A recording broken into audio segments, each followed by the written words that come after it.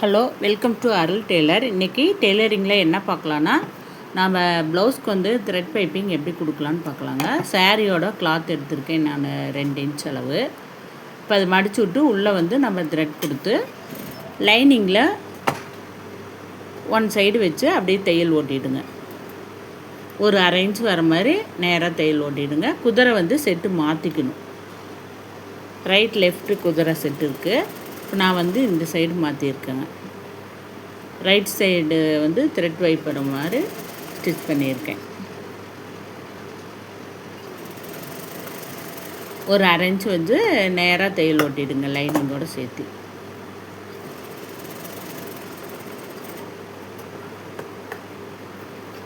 இப்போ வந்து கரெக்டாக ஈவனாக லைனிங்கும் அந்த சாரியோட கிளாத்து கரெக்ட் பண்ணி கட் பண்ணிவிட்டு, அப்புறம் சாரியோட ப்ளவுஸ்க்கு இருக்கு பாருங்கள், அதில் கை பக்கம் மேல் பக்கம் வச்சுட்டு நம்ம அந்த லைனிங் தைச்சதை சென்ட்ரு வரணும்.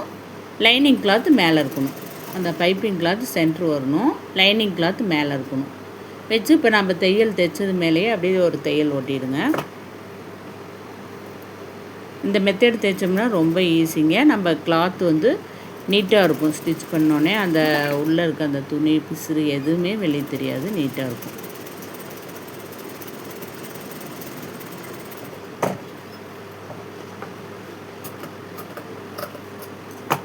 அப்புறம் அங்கங்கே கொஞ்சம் கட் பண்ணிவிட்டு படிமான தையல் போட்டுருங்க. படிமான தையல் வந்து நம்ம எப்பவும் லைனிங் பக்கம் தான் தையல் போடணுங்க.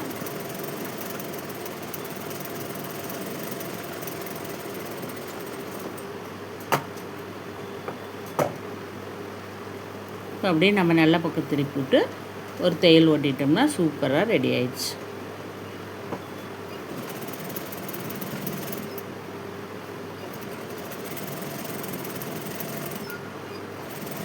ஃபஸ்ட்டு லைனிங்கில் வச்சு ஒரு தையல் ஓட்டிடுங்க த்ரெட் துணியை. அப்புறம் மேல் பக்கம் வச்சு அப்படியே ஒரு தையல் ஓட்டி பின்னாடி மடிச்சு தைச்சிட்டேன்னு பாருங்கள், நீட்டாக இருக்கும். அந்த பிசுறே தெரியாது. இந்த டிப்ஸ் எல்லாத்துக்கும் யூஸ்ஃபுல்லாக இருக்கும்.